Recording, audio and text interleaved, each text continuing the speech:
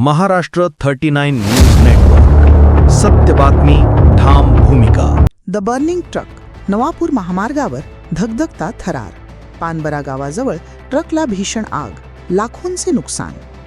नवापूर तालुक्यातील राष्ट्रीय महामार्ग क्रमांक 53 पुन्हा एकदा चर्चेत आला आहे.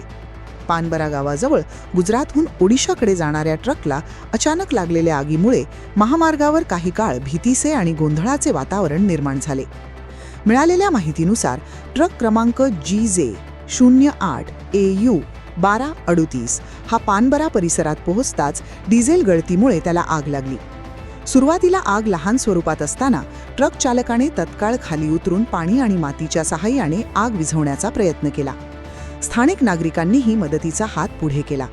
मात्र आग डिझेल टाकीजवळ लागल्याने काही क्षणातच ती भडकली आणि आगीने रौद्र रूप धारण केले. दरम्यान महामार्गावरून जात असलेल्या एका टँकरमधील अग्निशमन यंत्राचा वापर करून आग आटोक्यात आणण्याचा प्रयत्न करण्यात आला, पण तोही निष्फळ ठरला. दुपारच्या कडाक्याच्या उन्हामुळे डिझेलने पटकन पेट घेतल्याने आगीचे लोळ लांबवरूनही दिसत होते. परिणामी सुरक्षेच्या कारणास्तव महामार्गावरील वाहतूक काही काळासाठी थांबवावी लागली.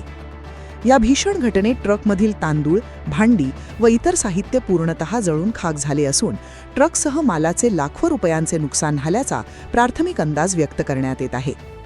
ट्रक चालक मनोज कनुभाई वडगामा, वय 33, राहणार मणिनगर, राजकोट, गुजरात हा सुखरूप बाहेर पडले.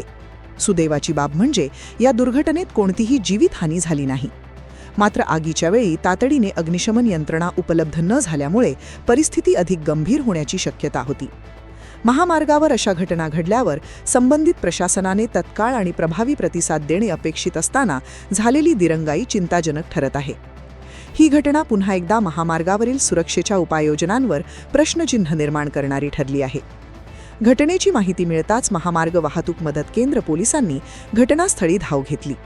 पोलीस अधिकारी सहाय्यक पोलीस निरीक्षक जयेश खलाणे, सहाय्यक पोलीस निरीक्षक विवेक पाडवी, पोलीस उपनिरीक्षक Sushant Valvi, police head constable Mukesh Hire, police constable Pankaj Suryavanshi आदींनी घटनास्थळी धाव घेत मदतकार्य केले.